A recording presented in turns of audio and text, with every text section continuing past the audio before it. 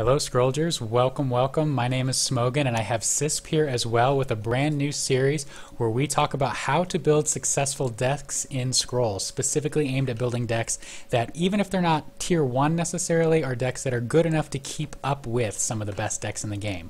What you're going to see us go through today is sort of picking Sysp's brain as he builds a deck from scratch, a deck built around growth and energy tokens and some synergies to go with that, and we'll just kind of see how it goes, going from 0 scrolls to 50. And like I said, I do have Sysp here with me. Welcome, Sysp. Glad to have you join me. Yeah, excited to be here. This is going to be interesting to see if we can actually pull this off. Yeah. Starting with nothing and building up. Yeah, let's try that. So you came to me with this idea about growth energy tokens, and I admit my first reaction was, are there enough to make that work? What are your thoughts with this deck? What do you mean by growth energy tokens?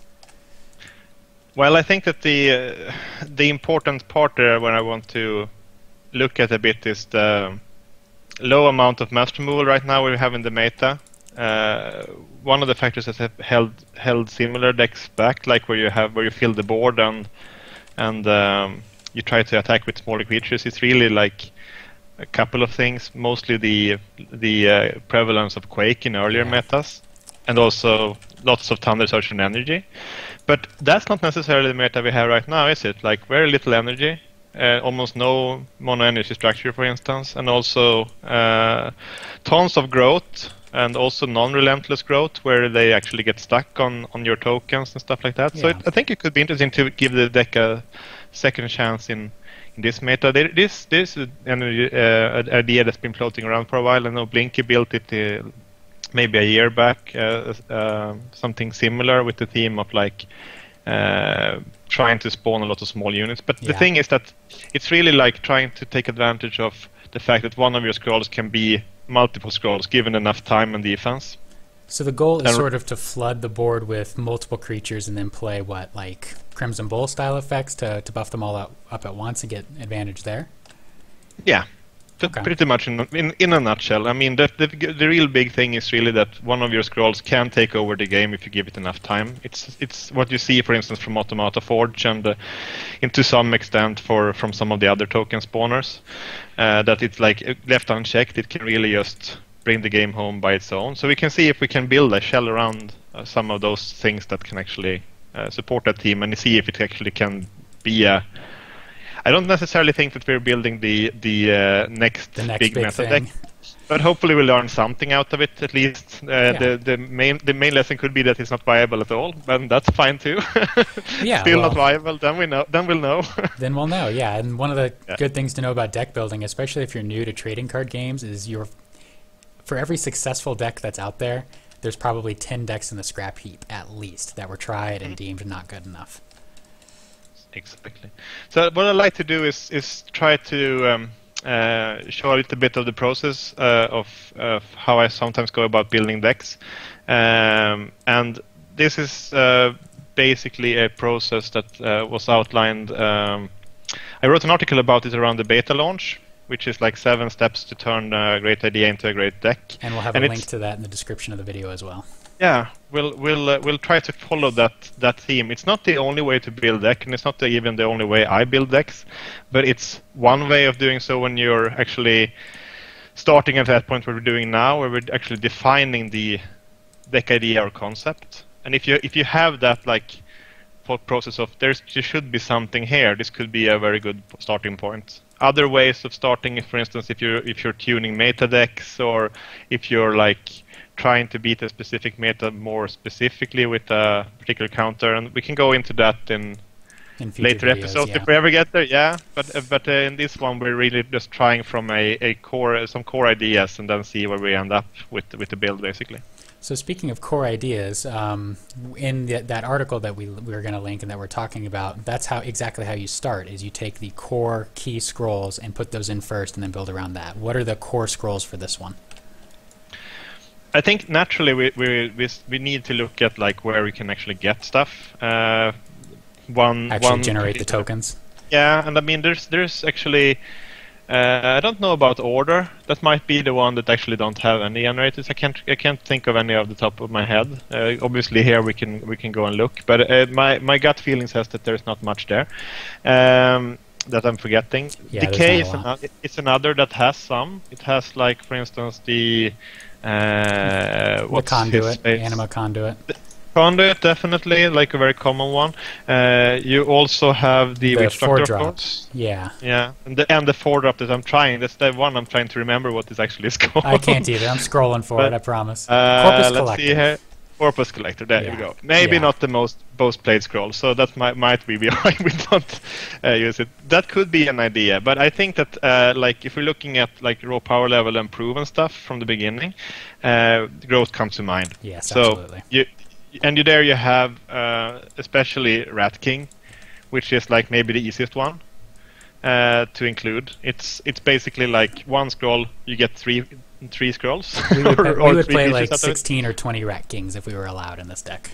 Yeah, exactly. So I think that's a good place to start, and it is like Brother of the Wolf activating twice when you play it, sort of. So, but speaking of, I think Brother of the Wolf is probably also a good fit for the deck. It has nice defensive stats also, and it is also one of those that can, especially the pinpoint. Where you can actually exactly determine where the token ends up is helping it a lot. And getting an attack 4 rows away, basically. Yeah, seems like a great fit. And also on like this sort of mixed scroll between those is like the Nog Nest, which has the advantage that it's actually something that is also a little bit cheaper than the other ones. Yeah. Both of those are 4, and we don't really want to be like an all 4 deck either. But Nog Nest is like an early way to start doing a mini Rat King with slightly bigger rats, if you will, that are delayed. So it also kind of fits neatly into the team. So I think those three ones are the core ones. But I'll certainly be looking forward to Nog Nest into Rat King on turn 4, and then popping the Nog Nest on turn 5 and having 6 or 7 guys out already. Yeah, that could be a thing, definitely. But I want to stretch a bit. Okay. Not going to play it simple? Nah, I think that I'm a little bit intrigued here, and I think that I actually would like to include maybe the most powerful token generator of them all, and we already mentioned it before, which is Automata Forge. It is so good. So now we're in like deep territory here. Like we have 4 cost growth already, and we have 3 cost energy. So how are we going to pull this up? But 3 cost energy that wants you to continue pumping energy to get the most effectiveness out of it. Yeah, but I have a plan for that. So we'll see how it goes. But this is basically our core. We have our 4 main generators, and of these we obviously want 3 of each. I think they are also scrolls that are easily good in multiples as well. None of them are like mutually exclusive like some of the lingering scrolls are, for instance. So I don't have any qualms about including 3 of each of these. So that we have our first 12 scrolls there. Excellent. Automata Forge. If I'm being critical here, Automata Forge might be the one that would go down in count, just depending on how good we can get the splashing working. But we'll see how consistently to 3 energy. Yeah, then we might need to go down, and the sad part there, when we tune it enough, we might cut it completely. But so that's the one on defense really. But I think for now we try to see if we can add 3, just because it has like. It feels like it should improve some of our matchup, like for instance with Decay. And if we can consistently get to 3 energy, then it's going to be a superstar in the deck, and it's worth a shot at that in the first draft. Definitely. So we'll try with that. It's cool. this splash effect. So we think pretty much have our core there. All right. So what's the next step after we've got our core scrolls? What do we do to move forward? Well, in the step-by-step guide, I call this like the step 3, which was complete the deck. I think it's like in this case, completing the deck really means like looking at, I think, both of the problems we mentioned earlier with Automata Forge, that like how are we playing it and how are we actually counting it down, and also a little bit maybe what are we actually doing with all our tokens, so we see that we actually have some value here. And it could be a different thing here if we had like a different deck idea that maybe started with only with spells or something like that. Then we might actually need to figure out a way to actually win the game, so we know that we have it in the deck moving forward, and we see a little bit on how big that package is going to be to actually finish the game. But like a mess build, for instance. Yeah. Mono energy structure build. Exactly, where you like mostly have structures which are, apart from Oculus Cannon, not very good at finishing the game, and maybe like Metal Wonder, but that's inconsistent. So you might need to add creatures at this point, just to figure out that you actually can at win. This step in a mono energy structure, you would have your structures already, but now you'd add the Solemn Giants as your win condition. Yeah, I mean, really, if I'm like 20 scrolls after this step, I really would like to, even if I could play those 20 scrolls alone, I would like them to actually be able to win a game. Yeah, absolutely. That's basically it. But and in this case also maybe like actually play all of our stuff. So I've been experimenting a little bit on ladder with like the replenish splash, especially. And No Idea is like just a fantastic scroll in the growth at the moment, in my opinion. And in this case, I think that might be our linchpin of actually getting Automata Forge out on turn 3 and also not losing tempo. And now I'm pretty enticed about that, like dropping a No Idea and then dropping a Forge in front of it, for instance. Not nest into No Idea into Forge. That's pretty cool. That's the pipe dream. I think that it might be a little bit hard to pull off consistently, but we'll see what we can do. I mean, we're still at this level of, we don't know if we can get this deck consistent, but we can put in the best things we can have. We can start with the best scenario and see how much we can actually pad for the scenarios where we don't end up in this place. Sure. So three No Ideas in. Then after that, I think that we want to look at the problem you mentioned earlier about the countdown issue. Because like if we're using No ID, we're not necessarily ramping into any energy.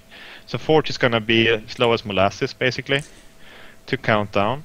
Yeah. But on the other hand, we're up to 4 in growth, so we're like only 1 off rallying. And rallying is like going to be like a 2-pronged attack for the deck, I think. It's both going to count down, like Brother of the Wolf is going to count down Nognest, and it's going to count down Forge, so that they actually get the tokens out. But on the other hand, it's also going to count down the tokens after they get out, so we can attack with them more often. And actually, if it goes all to plan, it might do both at the same time, which would be really nasty. That's best case scenario. Yeah, that's basically what we're adding. So I think we go with 3 rallying. 3 seems like maybe a little bit. Also here, like if it's a 5-cost scroll and a 5-cost spell at that, so we want to be a little bit careful with how many we're adding of these. But on the other hand, we're still like on the very core of the deck, so I'm still fine with like adding 3s off. Rallying, if anything, is something that we want to cast multiple times a game and want to have in our hand, even if we're not going to use it right away. Yeah, actually. And also, I would like to actually add an accelerator here in this step to like take advantage of all the tokens. That would be Fertile Soil here. I mean, we have so many ways of pulling out a cheap token almost for free out of this deck. So Fertile Soil should be almost like a draw 3. It's always going to be turned on, yeah. Yeah, and that's not even counting the times where it's like hitting something that's been poison or anything like that. So it seems like a shoe-in in the deck, really. It's like probably also one of the strong points. So now we have like a bit of card draw. We have that, and I think we also at this point just want to add maybe the best creature buff to the deck. Global creature buff, you mean? Yeah, I mean the thing with the tokens, of course, are that the reason why we get them free is that they are particularly small, and they're gonna be outmatched fairly soon unless we can actually buff them. And Fjords of Vigor has been really good. Ever so since far, its recent buff to basically be very different than what it was, it is really a very strong scroll now. It was pretty much useless before. I mean, if you remember, it we used to buff every enchanted unit by 1. Yeah. I think even on both sides. I don't remember. Maybe it was only on your side, but regardless, I mean, it was worse than another enchantment, basically. And it also has the lingering problem of like not being good in multiples necessarily. Right. But now, especially on the longer lingering scrolls. But I mean, in this case, it's been fantastic so far in like aggro growth. And I think that in this case, with all the tokens we have running around, this is a great way of putting something on the board that is fairly cheap. It turns Rat King into 6 power for 4 resources. That's just really strong. I wouldn't say, for instance, that maybe an Ancestral Totem or something like that would be a fantastic fit in this deck, just because it's more expensive. It dies to all the mass destruction just as the tokens, whereas Fjord at least lingers a bit. And it's also very much cheaper, I mean, which is going to be... I mean, look at what we added so far. We added like 4 cost, 4 cost, 5 cost.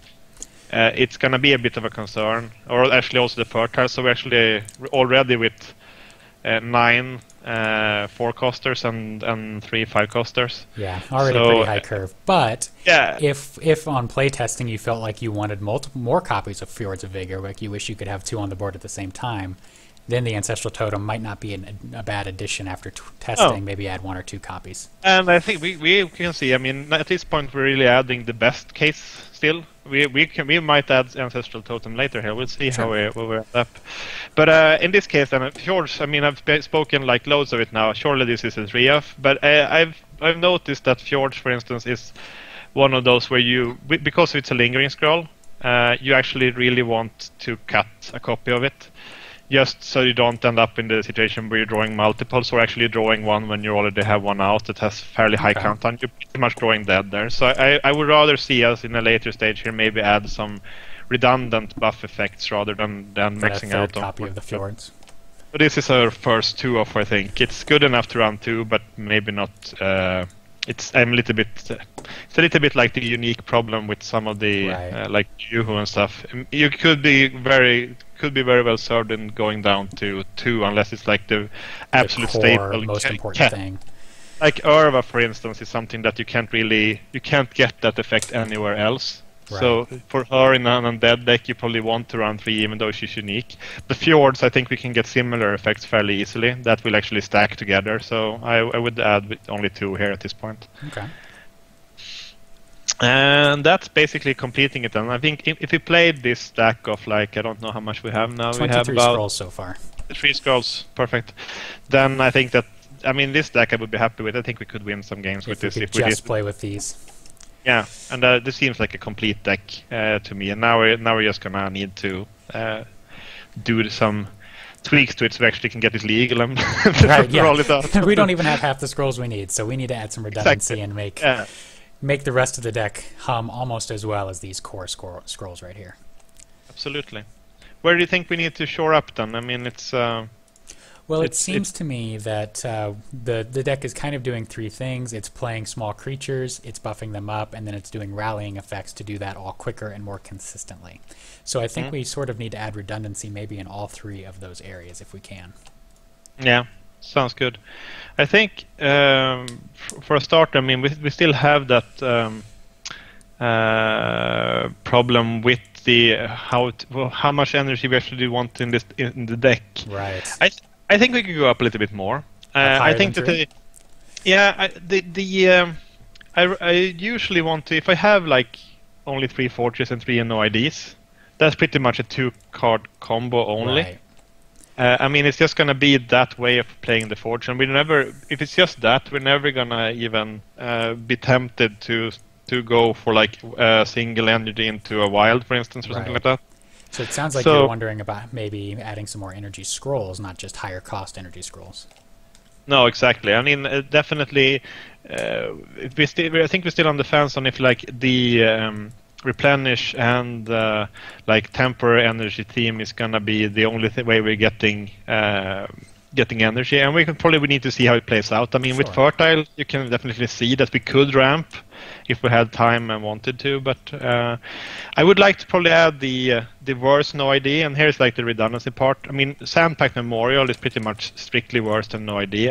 I get it that it's like you're getting 5 energy out of it, where I guess no ID usually you get 3 out of it, but you get like you get a non-attacking unit that's not a creature. You also get only a 1 point of health there on the memorial, so it dies to like anything. The 2 points from no ID actually, it's really good versus tokens like Ragdolf and so on. 1 helper is pretty much a very poor blocker.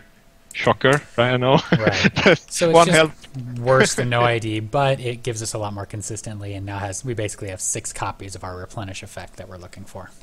Yeah, this is pretty much how we cheat the only 3 of each scroll in the deck rule. I mean, if you could play more no IDs, I think that the ideal amount would probably be like maybe 40? No, I don't know. I was going to say 12 to 16, but yeah. You can play 40 and just empty your hand on turn 3 every turn. 8, something like that. I think that we could very easily get away with. I mean, it is... let's not hype it too much. I mean, it's still just a feature that's gonna enable us to stabilize a bit. But I mean, it's with our resource base. But I mean, I'm fine with adding some of his. Let's start by adding like 2 of them, since they're strictly worse, and we don't know how much energy we end up with. We might add a 3rd one later if we see that we can get more energy. And at least No ID does something on its own, whereas Sandpack literally does nothing unless you have an energy scroll to go into. Yeah. Exactly. So let's see then if we can add some more energy here. Yeah, and I think that maybe the next one I would like to do is like Fury feels like it could be a thing. It's the same cost as the Forge, so you can also do it from the No ID, and it is doing pretty much what we want auto rallying. It's gonna be a little bit worse in some cases, but it's gonna be like a rallying that's going to be a little bit more dependent on us having the right things. But I could see us adding like 2 at this point, and see how that would go. I mean, it's pretty good with growth stuff, and it also is. It counts down your Nogness. It counts down your. The whole like hit unit is of course important. So and it's pretty unconditional also. I mean, yes, it's counting down their side as well, but you're planning on having more stuff on the board and taking advantage of it. You're planning on when you do it, you attack and kill most of their stuff anyway. Yeah, I mean, that's the thing with these like symmetrical spells and effects like Orchard or Bombard and stuff. That old Bombard, Bombard, yeah. Then the one that's playing it is pretty much controlling how effective it's going to be for the opponent also in a lot of cases, because you get the first strike usually out of them. And it's true for most of the multi-sided lingering scrolls too. So I think that we should be fairly happy most times we cast Fury if we could actually cast it. So let's try that. Okay, so now we've got redundancy built for our energy generation. We've got redundancy for rallying with Fury, and we've also managed to give ourselves some extra targets for replenish by including more energy scrolls.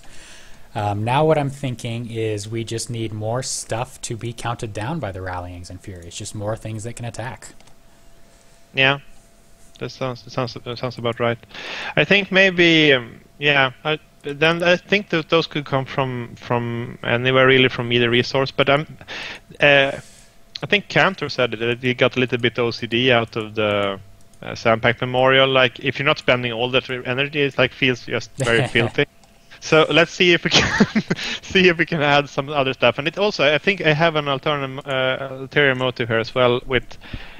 I'm not too sure when we play this out that we're actually not going to end up stacking, for instance, into like a single energy. Okay. And be then a wild. I think I know where you're going with this. Yeah, and then if you look at like the lower part of the energy curve and see where we could actually end up in, we kind of end up on one of my favorite scrolls for 1 energy, which is Copper Automaton. Is that a good fit? I mean, we have Rallying already, we have Fury. And he does combo perfectly with Fury. You could go Sandpack Memorial into Copper into Fury and attack with everything. Oh, you can go Sandpack Memorial into Copper Fury. Oh yes. Oh, isn't that the dream? Yeah, that's the dream. Okay, yeah. let's throw that guy in. I mean, it's also one of those like tempo plays where it's like the thing is that he's either gonna draw a removal, or it's gonna end up hiding behind. Yeah, B removal. He's gonna end up hiding behind tons of tokens in this deck, so he should get his attack off. Yeah. He also shores up a nice weakness that the deck has, where we're going to be attacking for 1 or for 2 a lot, but we're not going to have the opportunity to kill things that are bigger very easily. 4 attack, or even buffed up to 5 with Fjords of Vigor allows us to do that. Yeah, it's very good that he gets buffed by Fjords of Vigor as well, and probably any other buff we're going to end up adding in. So I think that he feels like a good fit. Then if we're looking at the splash and also the 2 stray energy that we got from Sandpack Memorial, I think that the always valuable Higher Smuggler could see a get the place in this deck as well. I mean, look at the things we can actually get with her when she's on the board. We can get the Sandpaper Memorials, we can get the Nog's Nest, and we can get the Automata Forges, and it's also same thing here, rallying, furing. I mean, all the time. Yep. Yeah. Getting all those villages. Lots of yeah. And really, it's the best 2-cost energy creature. So, if nothing else, good enough. For that. I mean, period almost. I mean, she's probably one of the best like value creatures in the game. Yeah. Sometimes the only thing obviously with her is like her weakness is her health. If she was like a 1, 2, 3 creature with 3 health and 1 power, she would probably be the best creature in the game. Or if she was 3 cost with 4 health and could draw without even pillaging. Or maybe just do enchantments instead. Might be a little insane. Sorry. Yeah, I see where you're going. I have an agenda. Yeah, no, I see where you're going. Okay, yeah, but we have those. Yeah, let's throw in the third Sandpaper Memorial as well. Then I think that now we have Fury, we have Higher Smuggler, we have Coppers, and we have Forges. 12 targets for the Sand Pact. So. Yeah, and also like you can always like do an additional pump on the Forge if nothing. So this is true. I mean, I think we're fine with drawing it most of the time. So let's play the last copy as well there. All right, we got 16 scrolls to go. What's our next step here? Yeah, I think we can still add some more redundancy. Okay. We talked about buffing, and we only have Fjord so far. So any ideas of what we could add there? Well, the classic scroll that buffs small things is, of course, Crimson Bowl. That's what I'm sure most of our audience is thinking and bashing their heads onto their desks, wondering why it's not in already. But don't worry, guys. I think that's our next edition. It's in now. It's in now. And then also, lad, I think we look still at I mean, there's tons of ways of doing this, but we could go can look at how many beasts we have and so on. But since we have like a double theme there with like the odd automatons that's gonna spawn all the time for some reason, and some humans now, and copper and all of that. Let's add like one of maybe the best buffs that also get all of these like nice buffs themselves, like in Wetland Ranger, which is just like a really good scroll in itself, and given how much it's gonna affect the board if you can hit the idol even once, I think it's gonna be a pretty good fit. I mean, it's a scary scroll for most decks to handle. So I'm picturing Nog Nest spawning 2 Nogs, and then we have Fjords, and then we have a Wetland Ranger proc, and then all of a sudden we've got 4 3s coming off of this, and Rat King's up to 3 attack, and so on and so forth. Yeah. Okay. So that's I think we bring him in. I mean, it doesn't take much to add Wetland Ranger. I think in any growth deck that can support it. And then, Fury we have rallying. I would like to have some more countdown here. I think that now we're definitely looking at other options. Going into not the bottom of the barrel, but getting towards it. We can see. We can we get hints at the bottom there. I think that either we go with something like Orchard.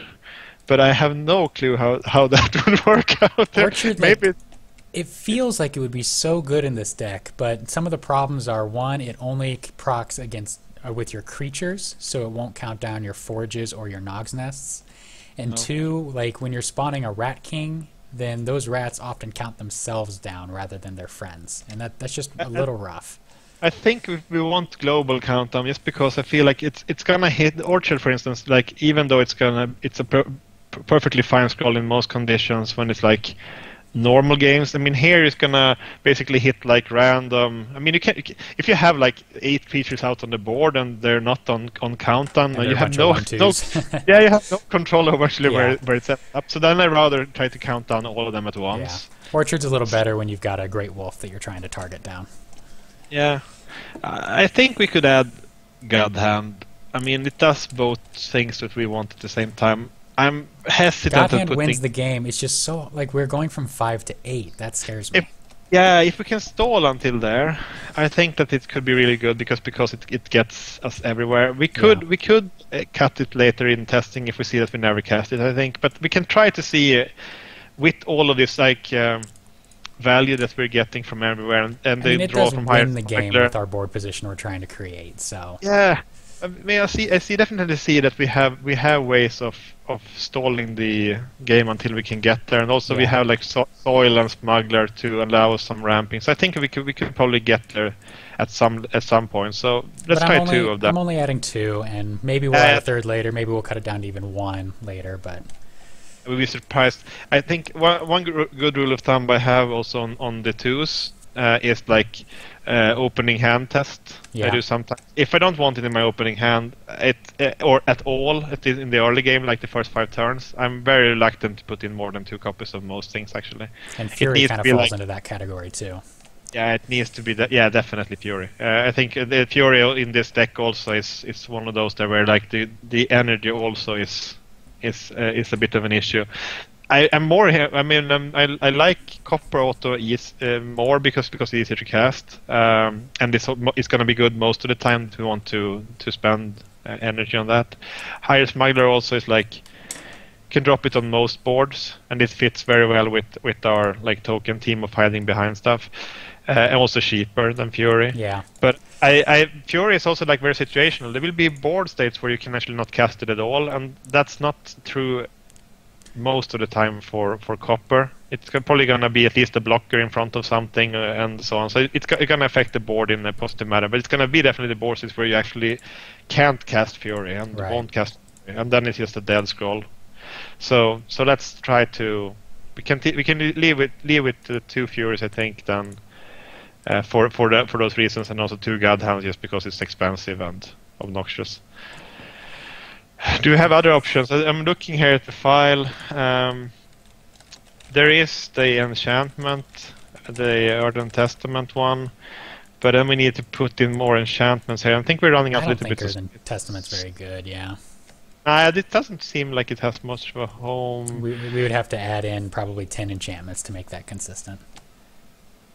Yeah, I'm looking here at what else there is. I mean, there is definitely. We could go deep. Underdog Spite? Yeah, we could go for Underdog Spite. The problem with Underdog Spite is it does count down most of our units unless we have our Fjords of Vigor out, which is something we're excited to have out. They also changed the text on it to only count down creatures in some patches. I think that that was one of the bugs that I would rather change the text than fix the scroll. Yeah. That would have been fun if that counted down your Forges and your Nogness. That would have been really fun. Yeah, that would be fun, but I guess that we can't have fun things like that. So right. we're stuck with creatures attack on 2. I think that What do you think, 2? For the Underdog Spite? It's good. I mean, you can play it before you play Crimson Bull and get good value. Let's do 2, and then maybe what we'll have is sort of an internal competition between God Hand, Underdog Spite, and Fury for those last maybe 4 countdown reduction spots. Maybe the Underdog Spite is actually the reasonably costed God Hand. We'll see. It's as you say. I mean, if we combo it with our pump in the appropriate order, it's pretty much like a God Hand with 2 scrolls. Cheaper. So. Underdog Spite into Crimson Bull. That's pretty good. Yeah. So, but I think we're set there for that step. I mean, we have added redundancy now. We have a couple of more slots, and here I usually like to look at like if we see any glaring weaknesses. Like, it's fine to have some weaknesses, like for instance, that you don't have. We're removal. in trouble against Quake and Thunder Surge. We don't have removal. These are weaknesses that I don't know that we can necessarily do anything about. Exactly, and that's kind of the whole point of the deck. Also, is like exploiting that. This hole deck in the would be really good if that's in the metagame. I don't think it could be reliably tweaked even to work in that metagame with the scroll choices that we have at hand. I mean, it's probably better to morph it into something else than not being the total deck. So we're gonna just blatantly leave out that weakness and not address it. Like if they quake us, then we need to rebuild. We basically just counting on not seeing too many quakes with this deck. But I definitely see a problem with the size of our creatures in the given meta, because there is kind of some armor running around in the meta in the form of Gun Defender. Gallant Defender, yeah. There was almost an explicitive there from Gallant Defender for me. but I caught myself. And then also, the kid sister there, Wings Shield also. Shield. But luckily, I think we Agrogrowth has run a pretty tight package here. I've run a pretty good package there of like Earthen Mert and Mystic, which basically means that if you can get, I mean, in this deck, if you can get both, then a rat would kill it. Yep. Even the Gallant Defender, even though it's gonna be on most of the time versus this deck. I mean, if you're not spawning tokens versus Gallant Defender, we're probably just not doing anything good. The other way of I mean, I think it's a pretty good way of addressing that. It also, like, incidentally works very well with our countdown theme, like, and also adding, like, maybe one of the best creatures in the game might not hurt the deck. I don't know. Earthborn Mystic, yeah. Just if you're playing Growth, it's a big decision not to include the Mystic. There has to be a very good reason. Let's add that down. What we're up to? That brings us up to 50 square, which I don't think we meant to do necessarily. No, but I think it's. I mean, we had. See anything else we could add? There are a couple of things that I have in mind. Any other weaknesses? As far as like weaknesses go, I am concerned that we're going to run out of steam a little bit, especially if we're trying to do no ID or Sandpack Memorial combos, because that does empty our hand quickly. We do have Fertile Soil to help that and get that draw up, but I wouldn't mind adding some more redundancy there. And my first thought was Skythorn. Because we're going to have so many creatures coming into play, we might benefit from that. Yeah, I really like that, actually. Let's try adding it kind of fits with Rallying and Fury, too, to count down. That's sold. Let's try to add some of those. What are we taking out? I think, how many spites did you add in? I put in... How many what did I add in? Underdog spite. I had 2. Yeah. Okay, well, I think maybe we don't want to go below 2 there, just from consistency's sake. Is there any other... Yeah, is there any other redundancy there? What is it actually better than in this deck? Should we cut the Smuggler, maybe? It might be a more consistent draw engine than the Smuggler. You know what, let's cut the Smuggler and the God Hand, actually, I think, and add in 2 Skythorns. I think that could be a good thing. We were a little bit uncertain about the God Hand, and bringing down the cost of the deck, I think it could be a good thing. So let's try cutting some of the harder cost we have. Get a little more consistent. And add the 3 coster there. So let's do that. One Smuggler out and then God Hand in. I took out 3 Smugglers on accident. Let me add 2 more back in. Okay. But that seems like a good plan. So I think that's good enough, at least for a test run. We're actually at 49, so we need to fill up. How did we end up at 49? You cut 1 God Hand and 1 Smuggler? Oh, I cut both God Hands. We cut both God Hands? Yeah. Yeah, but add in the last God Hand then. We can test the God Hand. Let's add 1 and see if what we like about it when we draw it, or if we just always hate it. Okay. Could be like our late game plan if it's not things going to go to plan. There's one more scroll that I'd like to fit in, but I don't think fits in quite yet, but it's something I want to keep in mind for future testing, and that is Earthborn Keeper. Yeah. No, he's great with that, and you can also probably make a case for Terrain Brute with all the stuff that we're adding, and all of the other. I mean, really, if you look at waypoints, almost all of the comes into play tricks. Yeah, like you can even go like looking at like the budding stuff, which budding could be another way that retreat. it could be another way that we're actually getting that energy also. Because most people don't remember that from the budding retreat, but it actually is producing wild, so it's supposed to be like a wild enabling thing, and this deck might actually benefit from that. So we could keep it in mind, but I think that let's not muck with the core too much. Right. So this seems like a good spot to test. Yeah. Yeah, exactly. I mean, that's really the last 2 important steps. There is like testing it. First we can actually just do like draw tests with it against the AI, but then, and I usually do that for my decks, like just try to get a feel of how they play out. If they like get my stuff out, can I play it regularly? But we have the advantage of building this together, so we can do our draw tests against one another. Yeah, exactly. So that sounds like a good plan there. I think that and then basically the last step is just like reiterating that testing and changing out some scrolls and so on. So I think we'll get to that then. Yeah. So I think what we're going to do now is we'll end this video here for those that don't have all week to watch videos. And this will be just the deck building, and then there's going to be a video that goes up as well with our first play test of the Growth Energy Token build, and we'll see kind of how it goes. I'll bash it against Sysp and see if he can beat me. That sounds good. And we'll post the link to the deck also, of course. We'll put it up somewhere so you can see the deck that we are at this point. And if we actually made changes to it, we probably are going to post the one version that we have. Yeah, I think so too. Cool. All right, so we'll leave this here. Thanks for watching, and check out the Badger Guild YouTube channel for more content like this, including the next video, which will be our first test run. Thanks a lot. That's good. Take care.